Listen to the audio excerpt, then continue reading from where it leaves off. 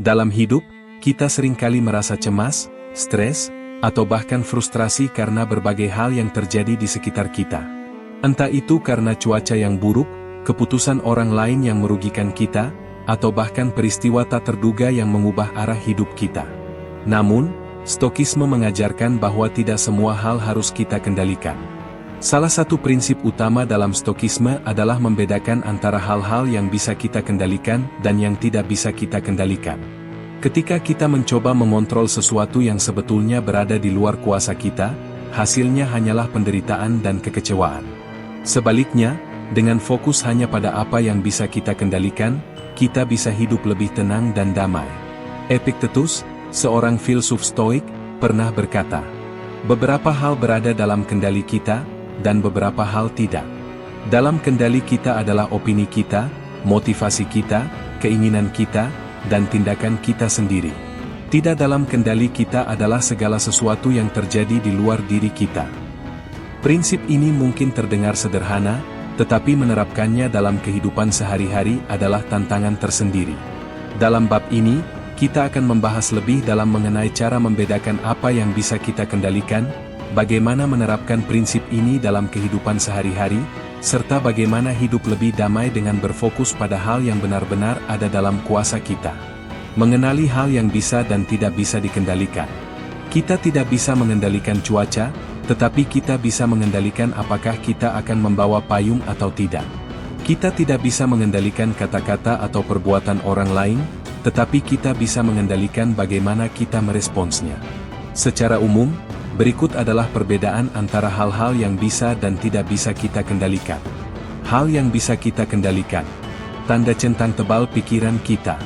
Tanda centang tebal sikap kita terhadap situasi. Tanda centang tebal tindakan kita sendiri. Tanda centang tebal usaha yang kita lakukan. Tanda centang tebal cara kita berbicara dan berinteraksi dengan orang lain. Tanda centang tebal respon kita terhadap kesulitan. Hal yang tidak bisa kita kendalikan. Opini orang lain tentang kita. Tindakan atau keputusan orang lain. Peristiwa di luar kendali kita, misalnya bencana alam, kebijakan pemerintah. Masa lalu. Kematian dan penuaan. Keberuntungan atau nasib.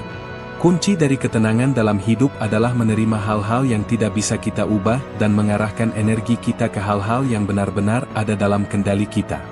Mengapa kita harus menerapkan prinsip ini?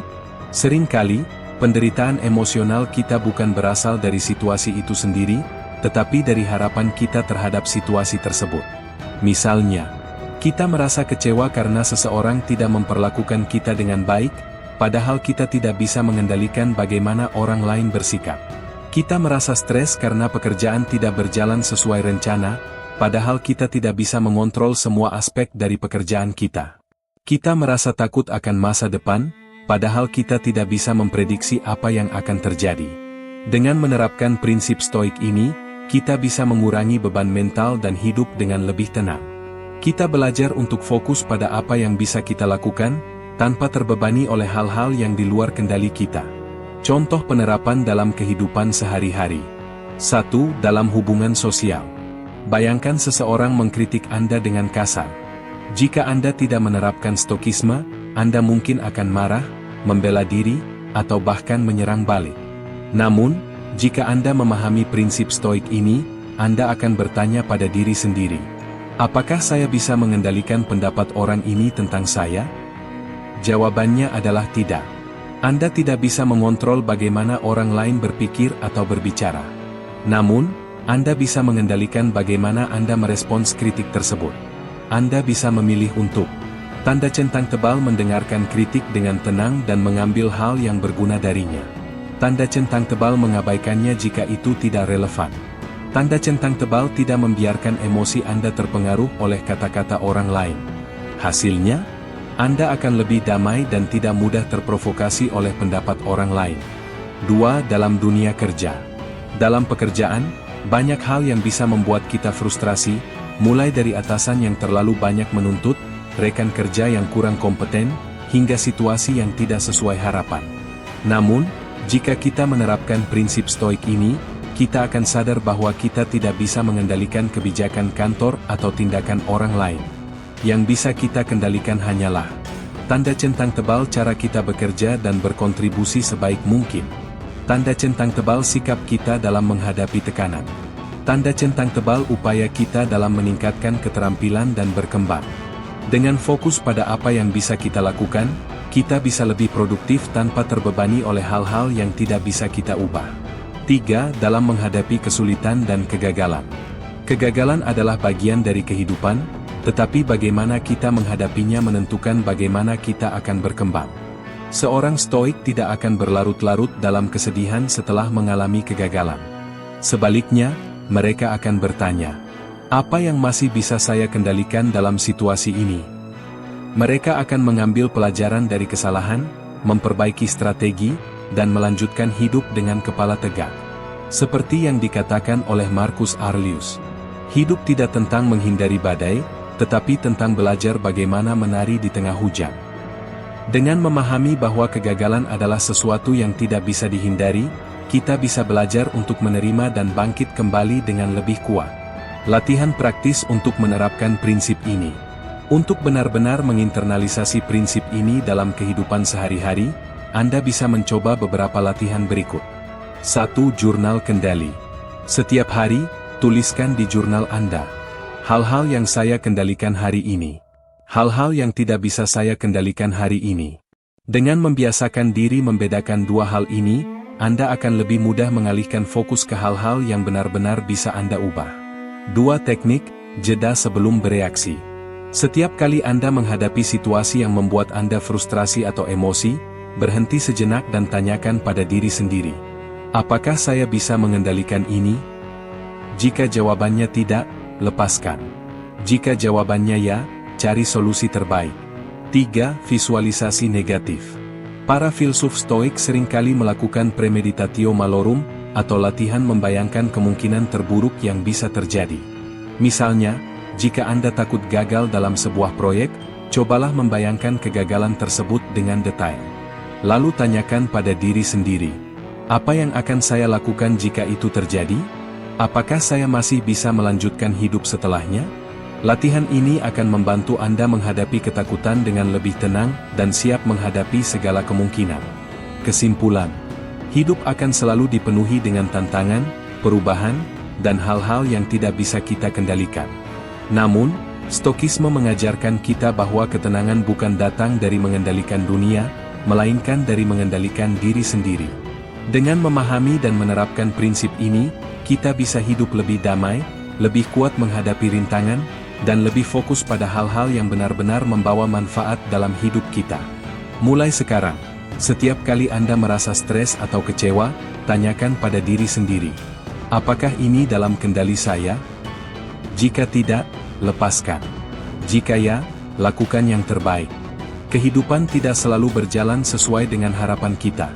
Kadang, kita mendapatkan keberuntungan yang tidak diduga, tetapi di lain waktu, kita harus menghadapi kehilangan, kegagalan, atau perubahan yang tidak kita inginkan.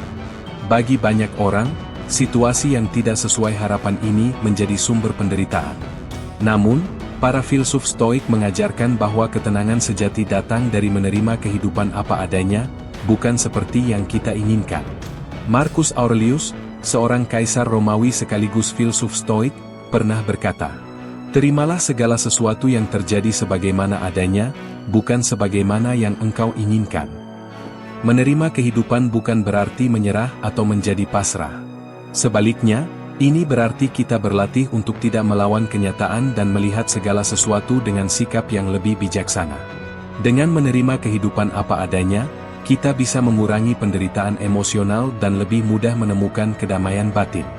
Dalam bab ini, kita akan membahas bagaimana Stokisme mengajarkan kita untuk menerima kehidupan dengan lapang dada, mengapa hal ini penting, serta bagaimana menerapkannya dalam kehidupan sehari-hari.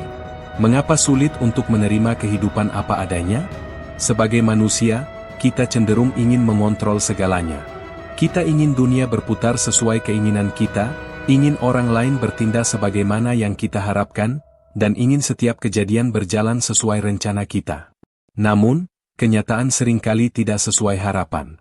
Kita mungkin sudah bekerja keras, tetapi tetap gagal mencapai target. Kita mungkin sudah berbuat baik, tetapi tetap disakiti oleh orang lain. Kita mungkin sudah menjaga kesehatan, tetapi tetap terkena penyakit. Ketika kenyataan tidak sesuai dengan ekspektasi, kita merasa kecewa, marah, dan frustrasi. Kita merasa hidup tidak adil. Namun, justru disinilah letak penderitaan kita, bukan pada kejadian itu sendiri, tetapi pada perlawanan kita terhadap kenyataan. Epictetus mengatakan, bukan kejadian yang menyakiti kita, tetapi cara kita memandang kejadian itu. Kita bisa memilih untuk melawan kenyataan dan terus menderita, atau kita bisa memilih untuk menerima kenyataan dan bergerak maju dengan lebih bijaksana. Menerima bukan berarti pasrah. Salah satu kesalahpahaman terbesar tentang Stokisme adalah anggapan bahwa menerima kehidupan berarti menjadi pasif atau tidak berusaha. Padahal, justru sebaliknya, para Stoik sangat menekankan tindakan yang bijaksana. Yang diajarkan Stokisme adalah menerima hal-hal yang tidak bisa kita ubah, tetapi tetap berusaha untuk mengubah apa yang bisa kita kendalikan. Sebagai contoh, tanda centang putih tebal jika kita kehilangan pekerjaan, kita bisa menerima bahwa kehilangan itu sudah terjadi, tetapi tetap berusaha mencari pekerjaan baru. Tanda centang putih tebal jika hubungan kita dengan seseorang berakhir, kita bisa menerima perpisahan itu, tetapi tetap belajar dari pengalaman tersebut untuk membangun hubungan yang lebih baik di masa depan.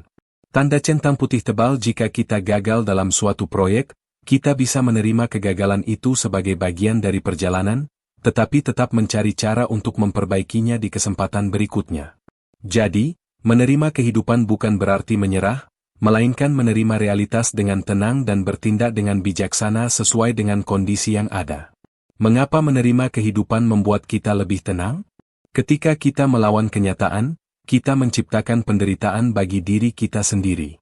Sebaliknya, ketika kita belajar menerima apa yang terjadi, kita akan merasa lebih ringan dan tidak terbebani oleh ekspektasi yang tidak realistis. 1. Mengurangi stres dan kekecewaan. Banyak orang mengalami stres karena mereka terus berharap hidup berjalan sesuai keinginan mereka. Namun, dengan menerima kehidupan sebagaimana adanya, kita tidak lagi terbebani oleh harapan yang tidak realistis. Sebagai contoh, jika kita terjebak dalam kemacetan, kita bisa memilih untuk marah dan frustrasi, atau kita bisa menerima situasi itu dengan tenang dan mencari cara terbaik untuk menghadapinya. Dengan menerima bahwa kemacetan adalah bagian dari kehidupan, kita bisa mengubah stres menjadi kesempatan untuk mendengarkan musik, merenung, atau bahkan berlatih kesabaran. 2. Membantu kita menghadapi rasa kehilangan. Kehilangan adalah bagian yang tak terhindarkan dari kehidupan. Baik itu kehilangan orang yang kita cintai, kehilangan pekerjaan, atau kehilangan kesempatan. Jika kita tidak belajar menerima kenyataan, kita akan terus terjebak dalam kesedihan dan penyesalan. Para filsuf Stoik sering berlatih mengingat bahwa semua hal dalam hidup bersifat sementara. Mereka menyadari bahwa semua yang kita miliki saat ini, kesehatan, harta, bahkan orang-orang yang kita cintai, suatu hari nanti akan pergi. Dengan menyadari ketidakkekalan ini, kita bisa lebih menghargai apa yang kita miliki saat ini dan lebih siap menghadapi kehilangan ketika saatnya tiba. 3. Membantu kita bangkit dari kegagalan. Banyak orang yang sulit bangkit dari kegagalan karena mereka tidak bisa menerima bahwa kegagalan adalah bagian dari kehidupan. Marcus Aurelius pernah berkata, "Apapun yang terjadi, terimalah dengan tenang, karena itu sudah menjadi bagian dari takdirmu." Ketika kita gagal, kita bisa memilih untuk meratapi kegagalan itu, atau kita bisa menerima kegagalan sebagai bagian dari perjalanan dan belajar darinya. Dengan menerima kenyataan, kita bisa lebih cepat bangkit dan mencari peluang baru. Cara menerapkan prinsip ini dalam kehidupan sehari-hari. Menerima kehidupan apa adanya membutuhkan latihan. Berikut adalah beberapa cara praktis untuk menerapkan prinsip stoik ini dalam kehidupan sehari-hari. 1. Berlatih, amor fati, mencintai takdir. Amor fati adalah konsep dalam stokisme yang berarti mencintai setiap kejadian dalam hidup kita, baik yang menyenangkan maupun yang sulit. Alih-alih hanya menerima kenyataan dengan pasrah, kita bisa melangkah lebih jauh dengan mencintai setiap pengalaman yang kita alami. Misalnya, jika kita mengalami kegagalan, kita tidak hanya menerimanya, tetapi juga melihatnya sebagai bagian dari perjalanan yang membentuk kita menjadi lebih kuat. Jika kita menghadapi kesulitan, kita bisa melihatnya sebagai kesempatan untuk tumbuh dan belajar. Dengan mempraktikkan amor fati, kita bisa mengubah cara pandang kita terhadap kehidupan dan melihat setiap pengalaman sebagai sesuatu yang berharga. 2. Berlatih kesadaran penuh, mindfulness. Salah satu alasan mengapa kita sulit menerima kehidupan adalah karena kita terlalu banyak berpikir tentang masa lalu atau masa depan. Dengan berlatih mindfulness atau kesadaran penuh, kita bisa lebih fokus pada saat ini dan menerima setiap momen sebagaimana adanya. Misalnya, saat sedang makan, nikmati setiap suapan tanpa tergesa-gesa. Saat berbicara dengan seseorang, dengarkan dengan penuh perhatian tanpa memikirkan hal lain. Saat menghadapi tantangan, hadapi dengan pikiran yang jernih tanpa terjebak dalam penyesalan atau kekhawatiran. Dengan lebih sadar terhadap momen sekarang, kita bisa lebih mudah menerima kehidupan sebagaimana adanya. 3. Gunakan perspektif stoik dalam setiap situasi. Setiap kali menghadapi situasi yang sulit, tanyakan pada diri sendiri. Apakah saya bisa mengendalikan situasi ini?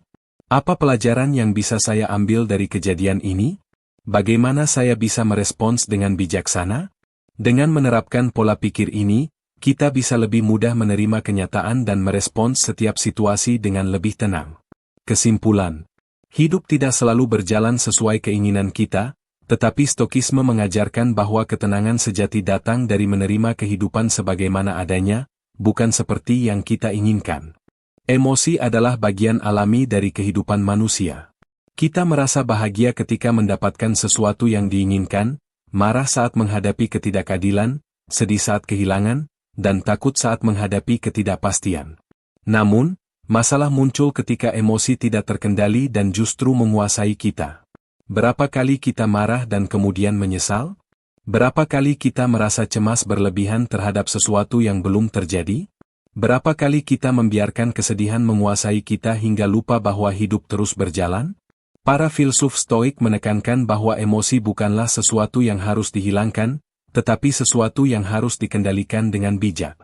Kita tidak bisa mencegah emosi datang, tetapi kita bisa memilih bagaimana meresponsnya. Epictetus mengatakan, bukan keadaan yang membuat kita marah, tetapi cara kita menafsirkannya. Dengan kata lain, emosi kita tidak dipicu oleh kejadian eksternal, tetapi oleh cara kita berpikir tentang kejadian tersebut. Oleh karena itu, dengan mengubah cara berpikir kita bisa belajar mengendalikan emosi dengan lebih baik. Dalam bab ini, kita akan membahas bagaimana stokisme mengajarkan kita untuk mengelola emosi dengan bijak, mengapa ini penting, dan bagaimana menerapkannya dalam kehidupan sehari-hari. Mengapa emosi bisa menguasai kita? Sebelum kita membahas cara mengendalikan emosi, penting untuk memahami mengapa emosi bisa begitu kuat dan sulit dikendalikan. 1. Kita bereaksi tanpa berpikir. Salah satu alasan utama mengapa emosi bisa menguasai kita adalah karena kita bereaksi secara impulsif. Misalnya, saat seseorang mengkritik kita langsung marah tanpa berpikir apakah kritik itu benar atau tidak. Saat menghadapi kegagalan, kita langsung merasa putus asa tanpa mempertimbangkan pelajaran yang bisa dipetik. Saat merasa takut, kita langsung menghindari situasi tanpa mencoba menghadapinya dengan rasional. Reaksi emosional yang impulsif ini seringkali lebih merugikan daripada menguntungkan. Kita bisa mengatakan atau melakukan hal-hal yang kita sesali nanti. 2. Kita mengizinkan emosi mengendalikan diri kita. Banyak orang berpikir bahwa emosi adalah sesuatu yang terjadi pada mereka dan mereka tidak memiliki kendali atasnya. Padahal, stokisme mengajarkan bahwa kita selalu memiliki kendali atas cara kita merespons emosi. Seperti yang dikatakan oleh Seneca.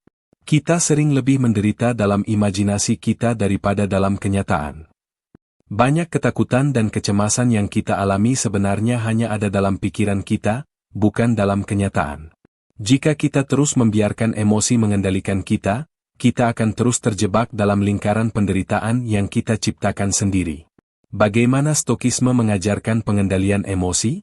Para filsuf stoik percaya bahwa emosi bukanlah musuh, tetapi harus dikelola dengan rasionalitas. Mereka mengembangkan berbagai teknik untuk membantu kita mengendalikan emosi dengan bijak. 1. Memahami bahwa emosi berasal dari pikiran kita. Salah satu prinsip utama stokisme adalah bahwa emosi berasal dari cara kita berpikir tentang suatu kejadian, bukan dari kejadian itu sendiri. Misalnya, jika seseorang menghina kita kita bisa memilih untuk marah atau mengabaikannya. Jika kita gagal dalam ujian, kita bisa memilih untuk putus asa atau belajar lebih giat untuk kesempatan berikutnya. Epictetus mengajarkan bahwa kita tidak memiliki kendali atas apa yang terjadi di luar diri kita, tetapi kita memiliki kendali penuh atas bagaimana kita meresponsnya. Jadi, langkah pertama dalam mengendalikan emosi adalah menyadari bahwa kita selalu memiliki pilihan dalam cara kita berpikir dan merespons suatu kejadian. 2. Menggunakan jeda sebelum merespons. Salah satu kebiasaan yang bisa membantu kita mengendalikan emosi adalah memberi jeda sebelum bereaksi. Ketika kita merasa marah, sedih, atau cemas, jangan langsung bertindak. Sebaliknya, cobalah berhenti sejenak dan tanyakan pada diri sendiri. Apakah emosi ini membantu saya? Apa konsekuensi dari tindakan saya jika saya mengikuti emosi ini? Bagaimana seorang stoik akan merespons situasi ini? Marcus Aurelius menulis dalam Meditations. Kendalikan pikiranmu sebelum mereka mengendalikanmu. Dengan memberi jeda sebelum bereaksi, kita bisa membuat keputusan yang lebih bijaksana daripada hanya mengikuti dorongan emosional. 3. Melatih perspektif yang lebih luas. Seringkali, kita terlalu terjebak dalam masalah yang kita hadapi sehingga kita lupa melihat gambaran yang lebih besar. Misalnya, jika seseorang berbuat tidak adil kepada kita, kita bisa merasa sangat marah. Tetapi jika kita melihatnya dalam perspektif yang lebih luas, kita akan menyadari bahwa ketidakadilan adalah bagian dari kehidupan, dan kita bisa memilih untuk meresponsnya dengan ketenangan. Jika kita mengalami kegagalan, kita bisa merasa putus asa. Tetapi jika kita melihatnya dalam perspektif jangka panjang, kita akan menyadari bahwa kegagalan hanyalah batu loncatan menuju kesuksesan. Dengan melihat masalah dari perspektif yang lebih luas, kita bisa lebih mudah mengendalikan emosi kita dan tidak terbawa oleh perasaan sesaat. 4. Berlatih, negative visualization, membayangkan hal buruk terjadi. Salah satu teknik yang diajarkan oleh para filsuf stoik untuk mengendalikan emosi adalah negative visualization, yaitu membayangkan hal buruk yang bisa terjadi. Mungkin terdengar aneh, mengapa kita harus membayangkan sesuatu yang buruk? Bukankah itu justru membuat kita lebih cemas? Namun, sebenarnya teknik ini membantu kita untuk tanda centang putih tebal lebih siap menghadapi kemungkinan buruk yang bisa terjadi. Tanda centang putih tebal mengurangi keterkejutan dan reaksi berlebihan saat menghadapi kenyataan. Tanda centang putih tebal lebih menghargai apa yang kita miliki saat ini. Sebagai contoh, jika kita membayangkan kehilangan pekerjaan, kita bisa mulai mempersiapkan diri dengan mengembangkan keterampilan baru. Jika kita membayangkan kehilangan orang yang kita cintai, kita bisa lebih menghargai waktu yang kita miliki bersama mereka sekarang. Dengan cara ini, kita tidak lagi terlalu emosional ketika hal buruk benar-benar terjadi karena kita sudah lebih siap menghadapinya. 5. Fokus pada tindakan, bukan emosi. Ketika kita menghadapi situasi sulit, alih-alih berfokus pada emosi yang kita rasakan, kita bisa memilih untuk berfokus pada tindakan yang bisa kita ambil. Misalnya, jika kita merasa marah karena seseorang berlaku tidak adil, alih-alih membiarkan amarah menguasai kita, kita bisa fokus pada langkah yang bisa kita ambil untuk menyelesaikan masalah tersebut secara rasional. Jika kita merasa takut akan masa depan, alih-alih terjebak dalam kecemasan, kita bisa mulai mengambil tindakan kecil untuk mempersiapkan diri. Dengan berfokus pada tindakan yang bisa kita kendalikan, kita akan lebih tenang dan tidak mudah terbawa emosi. Kesimpulan, emosi bukanlah sesuatu yang buruk, tetapi kita harus belajar mengendalikannya dengan bijak agar tidak merusak hidup kita. Stokisme mengajarkan bahwa kita tidak bisa mengendalikan apa yang terjadi di luar diri kita, tetapi kita selalu bisa mengendalikan bagaimana kita meresponsnya. Beberapa cara yang bisa kita latih untuk mengendalikan emosi adalah: tanda centang putih tebal memahami bahwa emosi berasal dari cara kita berpikir. Tanda centang putih tebal memberi jeda sebelum bereaksi. Tanda centang putih tebal melihat situasi dari perspektif yang lebih luas. Tanda centang putih tebal melatih negative visualization. Tanda centang putih tebal fokus pada tindakan, bukan emosi. Seperti yang dikatakan oleh Marcus Aurelius, jika sesuatu dari luar membuatmu marah, ketahuilah bahwa itu bukan hal tersebut yang mengganggumu, tetapi cara pandangmu terhadapnya. Berapa kali kita merasa frustrasi karena sesuatu tidak berjalan sesuai rencana? Berapa kali kita menyalahkan keadaan atas kegagalan yang kita alami? Berapa kali kita merasa tidak adil karena hidup tidak memberi kita apa yang kita inginkan? Sebagai manusia, kita seringkali ingin mengendalikan segala sesuatu dalam hidup. Kita ingin memastikan bahwa semuanya berjalan sesuai keinginan kita, tetapi kenyataannya tidak selalu demikian. Stokisme mengajarkan bahwa tidak semua hal dalam hidup bisa kita kendalikan. Dan ketika kita mencoba mengendalikan sesuatu yang berada di luar kendali kita hanya akan mengalami penderitaan. Epictetus pernah berkata, ada hal-hal yang berada dalam kendali kita, dan ada hal-hal yang tidak berada dalam kendali kita. Kebahagiaan bergantung pada kemampuan kita membedakan keduanya. Dengan memahami perbedaan antara apa yang bisa dan tidak bisa kita kendalikan, kita bisa belajar untuk menerima kenyataan dengan lebih tenang. Dalam bab ini, kita akan membahas bagaimana stokisme mengajarkan kita untuk menerima hal-hal yang tidak bisa kita kendalikan dan bagaimana cara menerapkannya dalam kehidupan sehari-hari. Apa yang bisa dan tidak bisa kita kendalikan? Para filsuf Stoik percaya bahwa sumber utama penderitaan manusia adalah mencoba mengendalikan sesuatu yang sebenarnya tidak bisa dikendalikan. Oleh karena itu, langkah pertama untuk mencapai ketenangan adalah memahami batas kendali kita. Dalam stokisme, ada dua kategori utama. Hal-hal yang bisa kita kendalikan. Hal-hal yang tidak bisa kita kendalikan. Mari kita bahas satu persatu.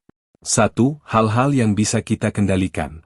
Menurut stokisme, satu-satunya hal yang benar-benar bisa kita kendalikan adalah pikiran, sikap, dan tindakan kita sendiri. Kita tidak bisa mengendalikan apa yang dikatakan orang lain kepada kita, tetapi kita bisa mengendalikan bagaimana kita meresponsnya. Kita tidak bisa mengendalikan apakah kita akan berhasil dalam suatu proyek, tetapi kita bisa mengendalikan seberapa keras kita berusaha. Kita tidak bisa mengendalikan apakah cuaca akan cerah atau hujan, tetapi kita bisa mengendalikan apakah kita akan mengeluh atau menyesuaikan diri. Dalam hidup, kita seringkali menghabiskan terlalu banyak waktu memikirkan hal-hal di luar kendali kita, padahal yang lebih penting adalah fokus pada apa yang bisa kita lakukan. Marcus Aurelius berkata, kamu punya kekuatan atas pikiranmu sendiri, bukan atas kejadian luar. Sadari ini, dan kamu akan menemukan kekuatan sejati. Ketika kita menyadari bahwa kita hanya bisa mengendalikan diri kita sendiri, kita akan lebih tenang dan tidak mudah terpengaruh oleh faktor eksternal. 2. Hal-hal yang tidak bisa kita kendalikan. Sebaliknya, ada banyak hal dalam hidup yang berada di luar kendali kita, seperti tanda centang putih tebal pendapat dan tindakan orang lain. Tanda centang putih tebal cuaca, bencana alam, dan kejadian tak terduga lainnya. Tanda centang putih tebal hasil dari usaha kita, meskipun kita bekerja keras, tidak selalu berarti kita akan sukses. Tanda centang putih tebal masa lalu, apa yang sudah terjadi tidak bisa diubah. Tanda centang putih tebal kematian dan kondisi kesehatan tertentu. Seringkali, kita mengalami stres dan penderitaan karena terlalu fokus pada hal-hal yang tidak bisa kita kendalikan.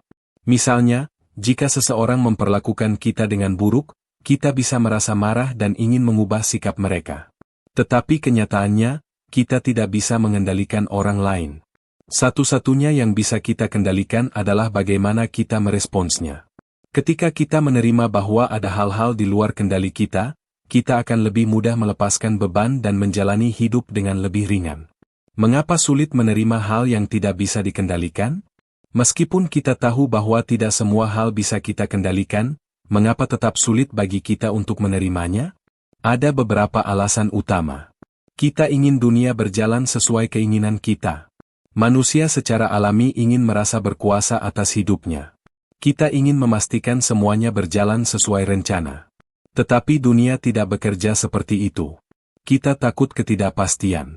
Ketika kita menerima bahwa kita tidak bisa mengendalikan segalanya, kita harus menerima bahwa hidup ini penuh dengan ketidakpastian. Ini menakutkan bagi banyak orang. Kita terikat pada ekspektasi. Kita seringkali memiliki ekspektasi tentang bagaimana sesuatu seharusnya berjalan. Ketika kenyataan tidak sesuai dengan ekspektasi kita merasa kecewa dan frustrasi. Dengan melatih diri untuk melepaskan keterikatan pada kontrol, kita bisa belajar menerima hidup dengan lebih tenang. Cara menerapkan prinsip stokisme dalam menerima hal yang tidak bisa dikendalikan. Bagaimana kita bisa menerapkan prinsip ini dalam kehidupan sehari-hari? Berikut beberapa cara yang diajarkan oleh para filsuf Stoik. 1. Latih diri untuk membedakan mana yang bisa dan tidak bisa dikendalikan. Setiap kali menghadapi masalah atau kekhawatiran, tanyakan pada diri sendiri. Tanda centang putih tebal, apakah saya bisa mengendalikan hal ini? Tanda centang putih tebal jika ya, apa yang bisa saya lakukan? Tanda centang putih tebal jika tidak, bagaimana saya bisa menerimanya dengan bijak? Dengan membiasakan diri untuk membedakan hal-hal yang bisa dan tidak bisa kita kendalikan, kita bisa mengurangi stres dan kecemasan. 2. Berlatih menerima realitas seperti adanya. Seneca berkata, terimalah hal-hal sebagaimana adanya, bukan sebagaimana yang kamu inginkan. Ketika sesuatu tidak berjalan sesuai keinginan kita, alih-alih melawan kenyataan, cobalah untuk menerimanya dengan tenang. Misalnya, jika hujan turun saat kita berencana pergi keluar, daripada mengeluh, kita bisa menikmati hujan atau menyesuaikan rencana kita. Jika kita gagal dalam sesuatu, daripada menyalahkan keadaan, kita bisa mengambil pelajaran dan mencoba lagi. Semakin kita menerima kenyataan tanpa perlawanan emosional, semakin kita merasa damai. 3. Fokus pada respons, bukan situasi. Kita mungkin tidak bisa mengendalikan apa yang terjadi, tetapi kita selalu bisa memilih bagaimana meresponsnya. Misalnya, jika seseorang berkata kasar kepada kita, kita bisa memilih untuk membalas dengan kemarahan atau tetap tenang. Jika rencana kita gagal, kita bisa memilih untuk menyerah atau mencari solusi baru. Mengalihkan fokus dari mengubah situasi ke mengubah respons kita adalah kunci untuk mencapai ketenangan. 4. Berlatih amor fati, mencintai takdir. Stokisme mengajarkan konsep amor fati, yang berarti mencintai dan menerima segala sesuatu yang terjadi dalam hidup, baik atau buruk. Bukan hanya sekadar menerima, tetapi benar-benar melihat setiap kejadian sebagai bagian dari perjalanan hidup yang harus kita jalani. Jika sesuatu yang buruk terjadi, daripada mengeluh, kita bisa bertanya, tangan menunjukkan apa pelajaran yang bisa saya ambil dari ini? Tangan menunjukkan bagaimana saya bisa tumbuh dari pengalaman ini? Dengan sikap ini, tidak ada pengalaman yang sia-sia, karena semuanya bisa menjadi peluang untuk berkembang. Kesimpulan, menerima hal-hal yang tidak bisa kita kendalikan adalah salah satu prinsip paling fundamental dalam stokisme. Tanda centang putih tebal, kita hanya bisa mengendalikan pikiran, sikap, dan tindakan kita sendiri. Tanda centang putih tebal, banyak hal dalam hidup yang tidak bisa kita kendalikan, seperti opini orang lain, cuaca, hasil usaha kita, dan masa lalu. Tanda centang putih tebal, ketidakmampuan menerima kenyataan seringkali menjadi sumber penderitaan.